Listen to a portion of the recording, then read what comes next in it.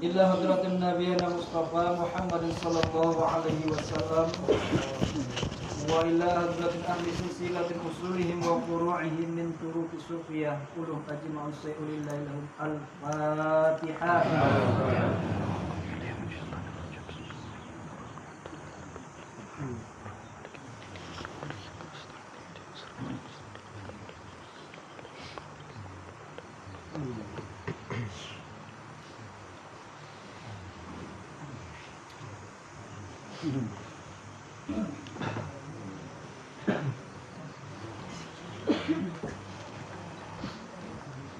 Mudah-mudahan kita buka aja pintu hati kita untuk menerima curahan hidayah dari Allah, supaya nyimak atau mendengarkan tausiah yang akan disampaikan di guru kita kepada guru kita Ustaz Amin Al-Halad. Kita persilakan dengan segenap.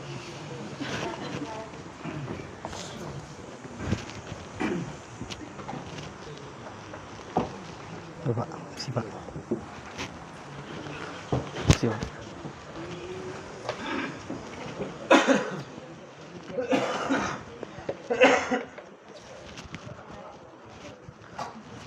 Duduk Bu ya. Duduk.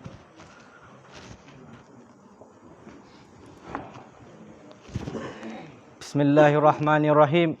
Assalamualaikum warahmatullahi wabarakatuh.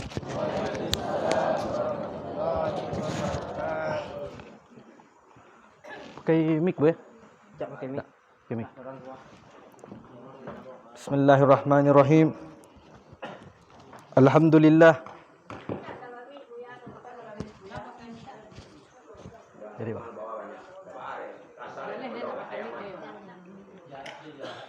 Bismillahirrahmanirrahim. Alhamdulillah. Alhamdulillahilladzi ashhadana hadhihi al-mashahid, hadhihi al-majalis, هذه المحافل التي جعل الله سبحانه وتعالى وسيلة بيننا وبين تعلقنا بحبيبنا عليه أفضل الصلاة والسلام. فهذه مجالس التذكر ومجالس الذكر ومجالس الذكرى الذي تربط بها قلوبنا إلى نبينا المصطفى صلى الله عليه وسلم. ثم الصلاة والسلام على سيدنا المصطفى المختار الذي أرسله الله رحمة للعالمين وختم به النبيين وعلى آله وصحبه المهاجرين والأنصار والذين اتبعوهم بإحسان إلى يوم الدين. أشهد أن لا إله إلا الله وحده لا شريك له وأشهد أن سيدنا محمدا عبده ورسوله. رب اشرح لي صدري ويسر لي أمري واحلل عقدة من لساني يفقه قولي. أما بعد. Pertama dan utama sekali, setelah memanjatkan puji berserta syukur kita kehadiran Allah Subhanahu wa taala dan sesudah bersalawat kepada Nabi Muhammad sallallahu alaihi wasallam, dan pertama dan utama sekali yang ambo muliakan para guru-guru ambo dan ada di atas surau ko para mursyid-mursyid, buya-buya, ustaz-ustaz, alim ulama, inyak ninik mama, kaum cerdik pandai, dan ibu-ibu bunda kandung. Dan tak bisa ambo sebutkan nama beliau cik-cik, dan insya-Allah indak mengurangi rasa hormat dari dalam diri ambo kepada beliau-beliau sadonyo. Dan pertama dan utama sekali sesudah itu ambo berterima kasih dan memuji Allah Subhanahu wa taala yang lah melangkahkan kaki ambo, yang mengayunkan tangan ambo sehingga ambo bisa hadir di surau yang Allah muliakan ko, yang penuh barakat insya-Allah dari Allah Subhanahu wa taala. Seketik pengenalan diri, mungkin terlebih terkurang dari bapa-bapa atau ibu-ibu, guru-guru tak ada yang kenal jambo. Dek mungkin dek bentuknya ambo yang paling ketik di siku. Dan sepantasnya tak seharusnya ambo mengecek di muka bapa-bapa jo ibu-ibu, dan ambo pun merasa tak pantas anak ketik yang baru kenal agama mengecek di muka guru-guru kasedolahnya. Nama ambo bapa-bapa, ibu-ibu, nama ambo Tamim Al-Hallaj, dan ambo berasal dari Bukit Tinggi di Kanagarian Kapau Sinan, di Nagari Kapau pakan kami.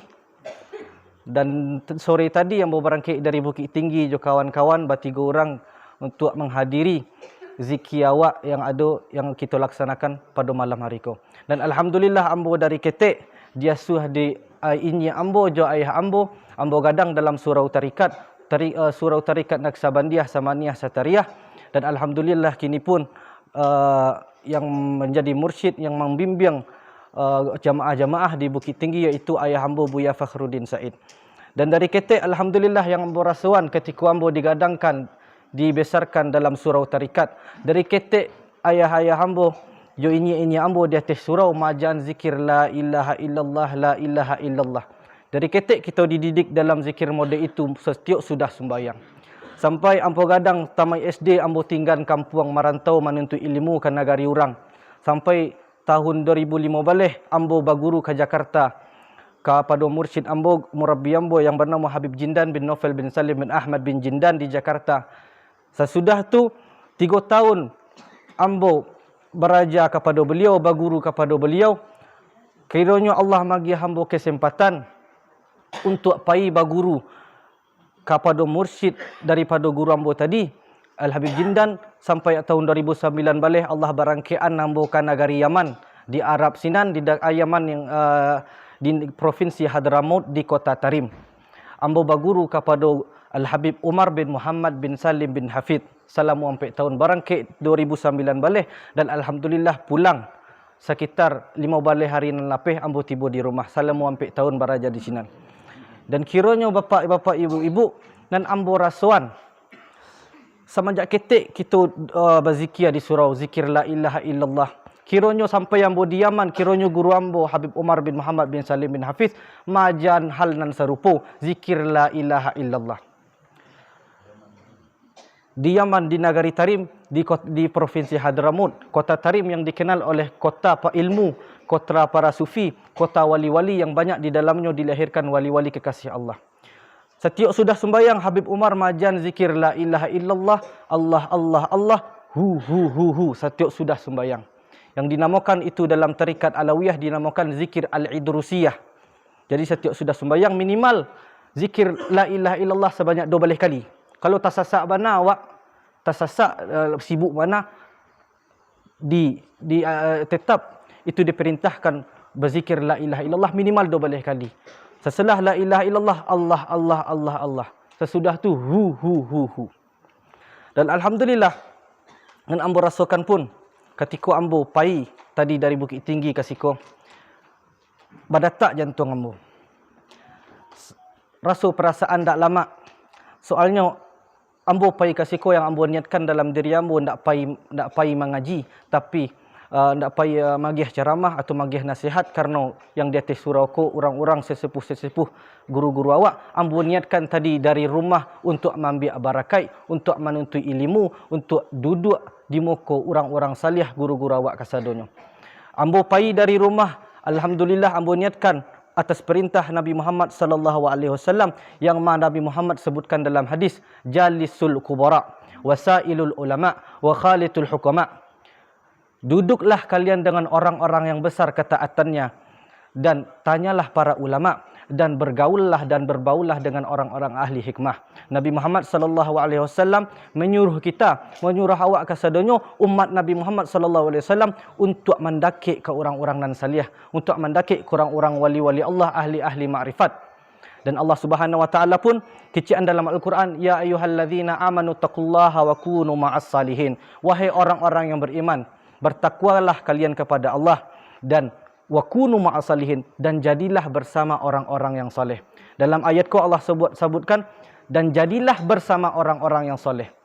Allah tidak berfirman, tidak menyuruh kita untuk menjadi orang saleh dulu.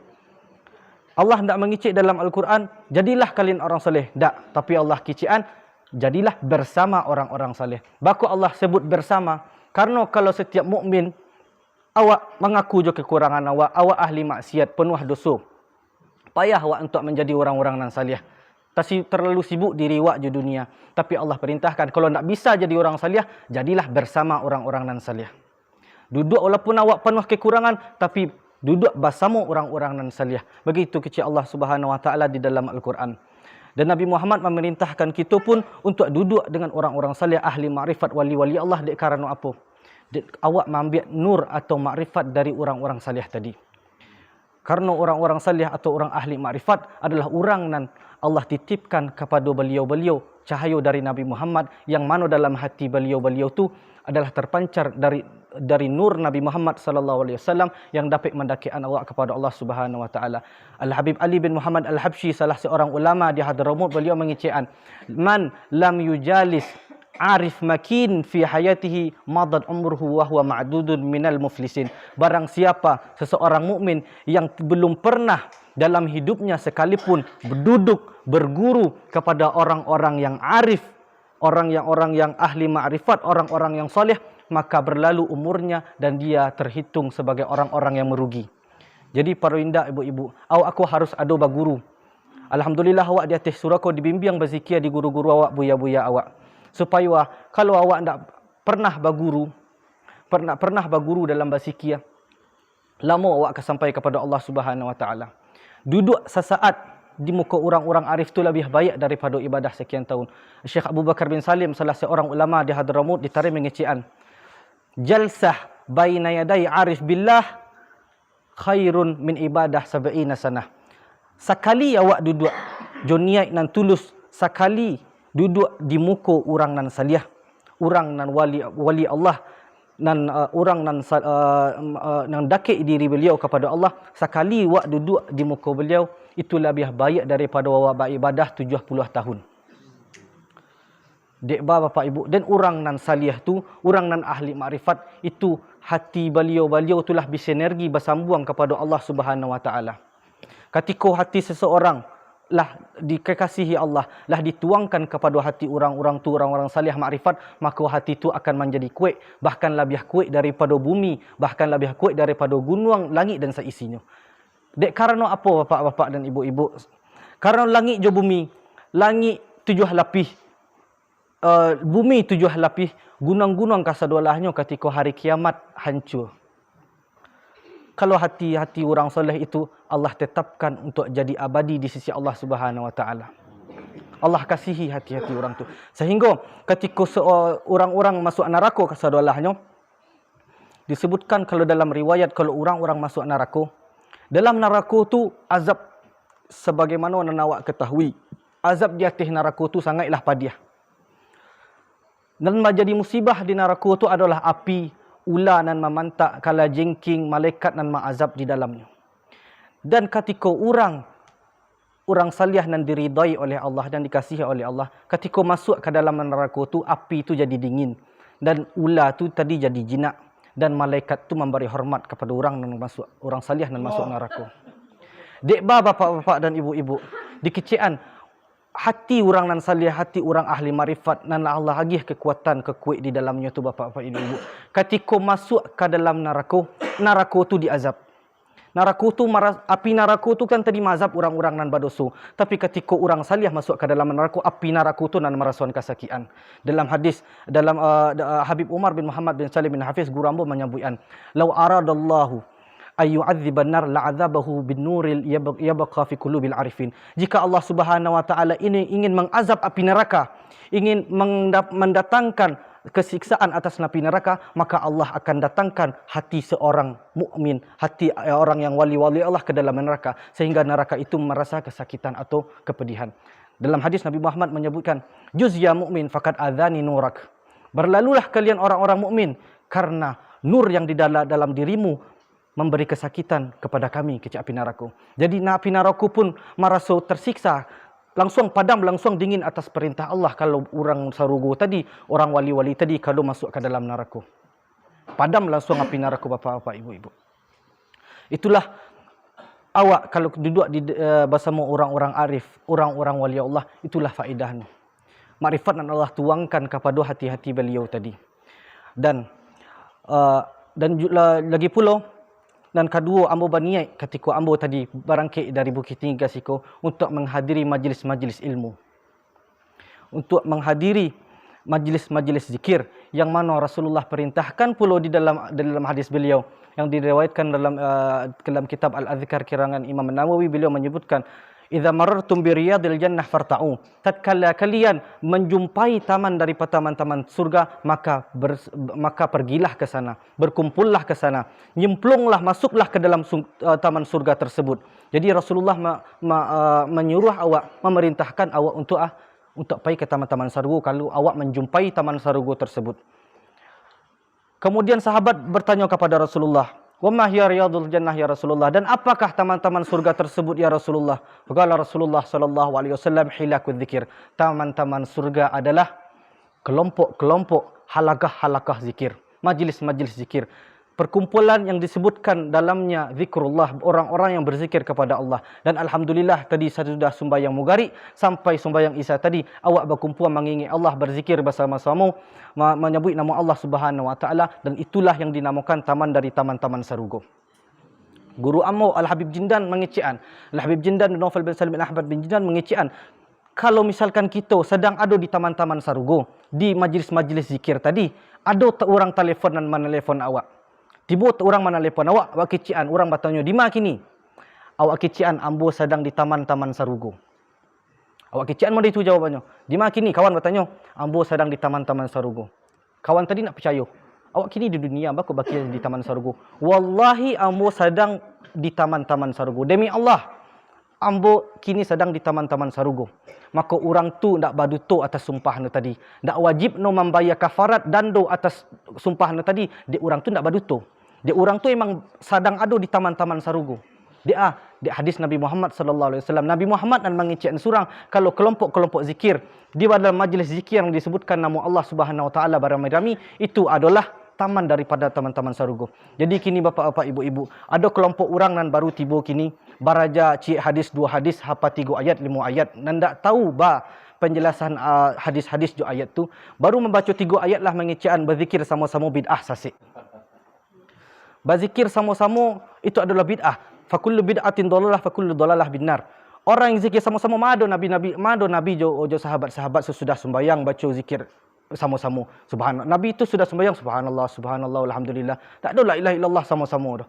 Tak dikarajon Nabi bukan berarti dilarang Nabi Muhammad sallallahu alaihi wasallam. Kalau dikecian, kalau zikir sama-sama tadi awak bersama-sama ngicik zikir la ilaha illallah sasik.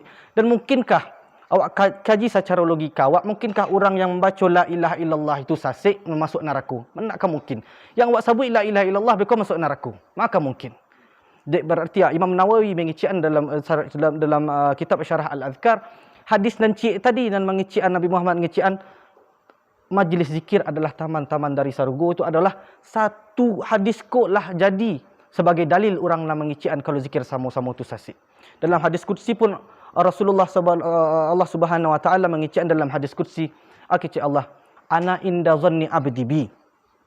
Aku berada pada prasangkaan hambaku. Wa ana ma'ahu idza dzakarani. Dan aku bersamanya tatkala ia mengingatku. Fa inna dzakarani fi nafsihi dzakartuhu fi nafsi. Tatkala dia menyebut namaku dalam kesendiriannya, maka aku akan sebut namanya dalam diriku. Jadi awak kalau surang berzikir kepada Allah di dalam rumah, di dalam khalwat, tengah malam misalkan awak zikir kepada Allah surang, maka Allah pun mengingat awak dalam tapi Allah sebut awak di kalangan orang ramai. Tapi kalau awak berzikir kepada Allah beramai-ramai, akicik Allah, fa inna dzakarani fi mala'in dzakartuhu fi mala'in khairin minhum. Tatkala dia menyebut namaku pada khalayak ramai, dia menyebut namaku dalam keramaian, maka aku akan menyebut namanya dalam keramaian yang lebih baik dari keramaiannya. Jadi awak kalau beramai-ramai berzikir kepada Allah, besok di hari kiamat Allah akan menyebut nama awak cik-cik di orang yang paling ramai di muka manusia dari awal sampai akhir. Ketika manusia dikumpulkan di padang mahsyar, tak satu pun manusia yang tertinggal pada padang mahsyar tu. Ketika awak menyebut nama Allah beramai-ramai kini, besok dalam keramaian yang lebih ramai daripada perkumpulan kau di hari kiamat, Allah akan menyebut nama awak cik-cik. Mintun kecik Allah. Jadi zikir beramai-ramai bersama-sama tu nak ada orang sasik sebenarnya. Orang nak mengicik sasik, orang alun baraja. Maka itulah sesudah tu ambo baniai tadi dari Bukit Tinggi untuk hadir ke siko untuk membiak barakai menghadiri majlis ilmu, majlis zikir. Dan alhamdulillah nan ambo rasakan ketenangan nan dalam diri ambo kalau ambo tadi berzikir bersama-sama bersama guru-guru, bersama bapa-bapa, ibu-ibu tadi dalam waktu maghrib ke isya, dan insya-Allah Allah terima amal ibadah wa, Allah terima zikir awak sama-sama. Dan yang awak sebut adalah kalimat la ilaha illallah, kunci daripada kunci-kunci syurga. Nabi Muhammad sallallahu alaihi wasallam dan selalu memikian wa umatnya. Nabi Muhammad dan ingin Nabi Muhammad cik seluruh umat beliau mulai dari awal sampai akhir umat Nabi Muhammad masuk ke dalam syurga. Itu yang diinginkan oleh Nabi Muhammad sallallahu alaihi wasallam. Ketika Nabi Muhammad besok di hari kiamat, orang yang pertama membuka kunci syurga adalah Nabi Muhammad. Tak dibolehan orang lain masuk selain Nabi Muhammad. Ketika Nabi Muhammad lah tiba di pintu syurga besok, Allah kecek Nabi Muhammad, masuklah kekasihku Muhammad sallallahu alaihi wasallam. Allah persilahkan kepada Nabi Muhammad masuk. Tapi anan liau kecian. Liau tagak di pintu syurga, liau kecian, ummati, umatku kecek liau. Takana di Nabi Muhammad awak, tak takana di liau diri liau, yang takana liau awak ke saudaranya. Umatku adalah umatku, dan Nabi Muhammad sallallahu alaihi wasallam pernah meminta kepada Allah, inni sa'altu rabbi azza wajal, aku meminta kepada Tuhanku azza wajal, fa wa'adani ayyudkhilal jannata min ummati 70,000 minhum ala surati fi lailatul badr. Aku meminta kepada Allah Subhanahu wa taala agar memasukkan umatku ke dalam surga, 70,000 dari umatku masuk ke dalam surga dalam bentuk bulan purnama yang indah, kecik Nabi Muhammad. Fastazattu min rabbi. Kemudian aku meminta lebih kepada Tuhanku. Fazada min kulli alfin sab'ina alfan. Kemudian Allah menambah setiap satu orang membawa 70,000. Dalam riwayat lain Nabi Muhammad mengecekkan, kemudian aku meminta lebih kepada Tuhanku. Tatkala Allah Subhanahu wa taala menjanjikan kepada Nabi Muhammad 70,000 dari umat Nabi Muhammad masuk ke dalam surga tanpa dihisap. Jadi 70,000 dari umat Nabi Muhammad besok Pak Ibu masuk ke surga tanpa dihisap, tanpa hari perhitungan. Fastazattu min rabbi. Dalam riwayat lain disebutkan fastazattu min rabbi, kemudian aku minta lebih. Kemudian Allah menjawab, Allah akan memasukkan setiap daripada 70 orang tersebut, setiap satu orang 70,000. Jadi 70,000 kali 70,000 Bapak-bapak Ibu-ibu. 70,000 kali 70,000, 7 kali 7 49, tambah 8 nolnya di belakang, 4,9 miliar dari umat Nabi Muhammad besok insya-Allah masuk surga tanpa dihisap. Dan pertanyaan kau, apakah kita bersama termasuk dari orang-orang itu Bapak Ibu-ibu? Dan Allah Subhanahu wa taala menjanjikan kepada Nabi Muhammad bahawa orang yang paling banyak besok masuk surga adalah umat Nabi Muhammad sallallahu alaihi wasallam. Dalam kitab tafsir Al-Imam Al-Qurtubi, dalam tafsir Imam Al-Qurtubi menyebutkan dalam hadis Nabi Muhammad sallallahu alaihi wasallam besok di hari kiamat orang nan masuk ke dalam syurga tidak lebih jumlahnya daripada 120 saf. Tak lebih tak kurang. Tidak ada bertambah setelah itu dan tidak berkurang. Orang besoklah dikumpulkan di padang mahsyar. Ketika dimasukkan ke dalam syurga, jumlah penduduk syurga besok 120 saf. Faqala Rasulullah sallallahu alaihi wasallam wa antum minhum thamanun, kata Nabi Muhammad. 120 saf, 40 saf itu diisi umat-umat terdahulu, umat Nabi Nuh, umat Nabi Ibrahim, umat Nabi Musa, umat Nabi Isa, umat Nabi Adam, seluruh nabi-nabi sebelum Nabi Muhammad, umat-umat beliau besok masuk ke dalam syurga sebanyak 40 saf. Jadi 120 kurang 40 berapa Bapak Ibu-ibu? 80. Dan 80 selebihnya adalah dimasuki umat Nabi Muhammad sallallahu alaihi wasallam. Jadi walaupun umat Nabi Muhammad umat yang terakhir, umat-umat Nabi yang lain sebelum Nabi Muhammad 40 saf. Tapi umat Nabi Muhammad surang. Itu 80 saf. 80 saf dan sepertiga dari 80 saf itu masuk ke dalam syurga bighairi hisab, tanpa dihisab. Wathullatun yadkhulunal jannata bighairi hisab, dan sepertiga dari umatku kata Nabi Muhammad masuk ke dalam surga tanpa dihisab.